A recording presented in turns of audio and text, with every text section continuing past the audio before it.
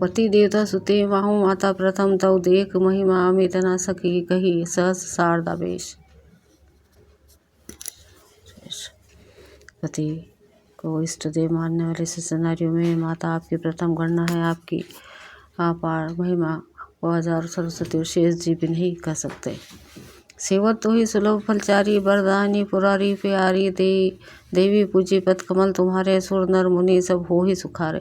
हे भक्तों को मोह मांगा वर देने वाली त्रिपुर की शत्रु शिव जी की प्रिय पत्नी, आपकी सेवा करने से चारों फल सुलभ हो जाते हैं। ये देवी आपके चरण कमलों की पूजा करके देवता मनुष्य और मुनि सभी सुखी हो जाते हैं।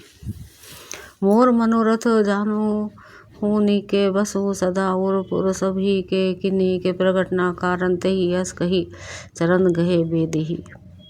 मेरे मनोरथ को आप भली भांति जानते हैं, क्योंकि आप सदा रब के हृदय रूपी नगर में निवास करते। इसी कारण मैंने उसको प्रकट नहीं किया। ऐसा कहकर जानकी जी ने उनके चरण पकड़ लिए। विनय प्रेम बस भई भवानी खसी माल मूर्ति मुस्कानी सदेसी अब रस दूसरे धरे हूँ बोली गोरी हर्ष वही भरे हूँ।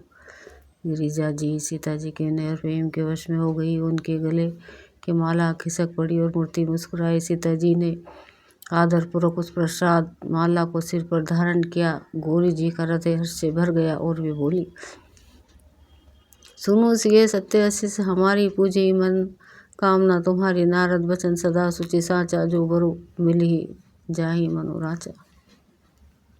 ये सीता हमारी सच्ची आशीष सुनो, तुम्हारी मनोकामना पूरी होगी। नारद जी का वचन सदा पवित्र संशय भ्रम आदि दोष रहित और सत्य है।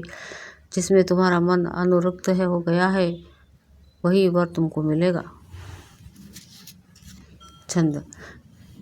मनु जाई राचियो मिली सो बरु स सुंदर सांवरो करुणा धिनान सुजान सिलु सने जन त्राव रोही भाती घोरी असी सुनी सी सहित हर्षि अली। तुलसी भवानी पूजी पूजी पुनि पुनि मुदित मन मंदिर चली।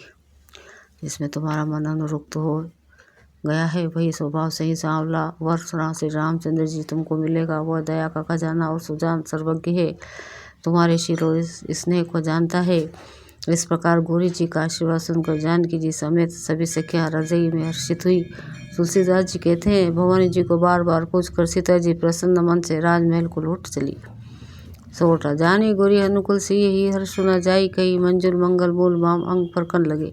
गौरी जी को अनुकूल जानकर सीता जी के हृदय को जो हर्ष हुआ वह कहा नहीं जा सकता। सुंदर मंगलों के मूल उनके अंग बाएं अंग फड़कने लगे। हृदय सराहत सिए लोनाई गुर समीप गवने दो भाई राम का सब को सिकी पाही सरल स्वभाव छुअत छलनाई। हृदय में सीता जी के सौंदर्य की सराहना करते दोनों भाई गुरु जी के पास गए। श्री रामचंद्र जी ने विश्वामित्र जी से कहा, सब कुछ कह दिया, क्योंकि उनका सरल स्वभाव छल तो उन्हें छूता भी नहीं है।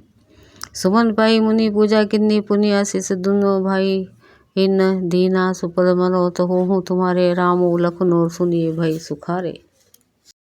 फूल पाकर मुनि ने पूजा की, फिर दोनों भाइयों को आशीर्वाद दिया कि तुम्हारे मनोरथ सफल हो। यह सुनकर श्री राम लक्ष्मण सुखी हुए। करी भोजनु मुनि बर विज्ञानी लगे कहन कछु कथा पुरानी विगत दिवस गुरु आय सुपाई संध्या करण चले दो भाई। सिर्फ विज्ञानी मुनि विश्वामित्र जी भोजन करके कुछ प्राचीन कथाएं कहने लगे। इतने में दिन बीत गया और गुरु की आज्ञा पाकर दोनों भाई संध्या करने चले। प्राची दिशि शशि आयु सुहावा सिय मुख सरिस देखी सुख पावा बहुरी विचारु किन्न मन माही छिय बदन समहीम करना है। उधर पूर्व दिशा में सुंदर चंद्रमा उदय हुआ। श्री रामचंद्र जी ने उसे सीता के मुख के समान देखकर सुख पाया। फिर मन में विचार किया कि यह चंद्रमा सीता जी के मुख के समान नहीं है। दो जन्मु सिंधु पुनि बंधु विश्व दिन मलिन संग कलंक सिय मुख समता पाओ किमी चंदू बापुरो रंग। खारे समुद्र में तो इसका जन्म, फिर उसी समुद्र में उत्पन्न होने के कारण विष इसका भाई दिन में यह मलिन शोभाहीन निस्तेज रहता है और कलंक की काले दाग से युक्त है। बेचारा गरीब चंद्रमा सीता जी की मुख की बराबरी कैसे पा सकता है। घटाई बढ़ाई बिरहिनी दुखदाई ग्रह सही राहु निज संधि पाई कोक शोक प्रद पंकज रोही अवगुण बहुत चंद्रमा तो ही। फिर वो घटता बढ़ता और विरहिणी स्त्रियों को दुख देने वाला है। राहु अपनी संधि में पाकर इसे ग्रास लेता है। चकवे को चकवे के योग का शोक देने वाला और कमल का वेरी उस मुरझा देने वाला है। हे चंद्रमा, तुझमें बहुत से अवगुण है जो सीता जी में नहीं है। भेदी मुग पटतर दिन्हे होई दोषो बड़ा अनुचित किन्ने सिए मुख छवि विधु ब्याज बखानी गुर पही चले निशा बड़ी जाने। अतः जानकी जी के मुख की तुझे उपमा देने में बड़ा अनुचित कर्म करने का दोष लगेगा। इस प्रकार चंद्रमा के बहाने सीता जी के मुख की छवि का वर्णन करके बड़ी रात हो गई जान वे गुरु जी के पास चले। करी मुनि चरण सरोज प्रणाम आय सो पाई कि न विश्रामा विगत निशा रघुनायक जागे बंधु बिलो की कहन अस लागे। मुनि के चरण कमलों में प्रणाम करके क्या पार कर उन्होंने विश्राम किया। रात बीतने पर श्री रघुनाथ जी जागे और भाई को देखकर ऐसा कहने लगे। आयु अरुण अवलोक हो ताता पंकज कोक लोक सुखदाता बोले लखनऊ जोरी जुग पानी प्रभु प्रभाव सूचक मृदुबानी। ये तात देखो कमल चक्रवाक और समस्त संसार को सुख देने वाला अरुणोदय हुआ है। लक्ष्मण जी दोनों हाथ जोड़कर प्रभु के प्रभाव को सूचित करने वाली कोमल वाणी बोले। दोहा अनुरोदय सकुचे कुमुद उड़गन ज्योति मलिन जिमी तुम्हारा आगमन सुनी भय नरपति बलहीन। अरुणोदय होने से कुमुदिनी सकुचा गई था, रागणों का प्रकाश फीका पड़ गया। जिस प्रकार आपका आना सुनकर सब राजा बलहीन हो गए हैं। नृप सब लखत नखत कर ही उजियारी टारी न सकी चाप तम भारी कमल को मधुकर खग नाना हर्षे सकल निशा अवसाना। सब राजा रूपी तारे उजाले मंद प्रकाश करते हैं, पर वे धनुष रूपी महान अंधकार को हटा नहीं सकते। रात्रि का अंत होने से जैसे कमल चकवे भोरे और नाना प्रकार के पक्षी हर्षित हो रहे हैं, ऐसे प्रभु सब भगत तुम्हारे हो ही टूटे धनुष सुखारे। आयु भानु बिनु श्रम तम नासा दुख धूरे नखत जगतेसु प्रकाशा। वैसे ही हो प्रभु, आपके सब भक्त धनुष टूटने पर सुखी होंगे। सूर्य उदय हुआ, बिना ही परिश्रम अंधकार नष्ट हो गया, तारे छिप गए, संसार में तेज का प्रकाश हो गया। रवि निज उदय ब्याज रघुराया प्रभु प्रताप वो सब नरफान दिखाया। तब भुज बल महिमा उद्घाटी प्रगति धनु विकटन परिपाटी। हे रघुनाथ जी, सूर्य ने अपने उदय के बहाने सब राजाओं को प्रभु आपका प्रताप दिखलाया है। आपकी भुजाओं के बल की महिमा को उद्घटित करने खोलकर दिखाने के लिए ही धनुष तोड़ने की यह पद्धति प्रकट हुई है। बंधु वचन सुनी प्रभु मुस्काने होई सुचि सज पुनित नहाने नित्य क्रिया करी गुरु पही आए चरण सरोज सुभग सिर नाए। भाई के वचन सुनकर प्रभु मुस्काए, फिर स्वभाव से ही पवित्र श्री राम जी ने सोच से निवृत्त होकर स्नान किया। नित्य कर्म करके गुरु जी के पास आए। आकर उन्होंने गुरु जी के सुंदर चरण कमलों में सिर नवाया।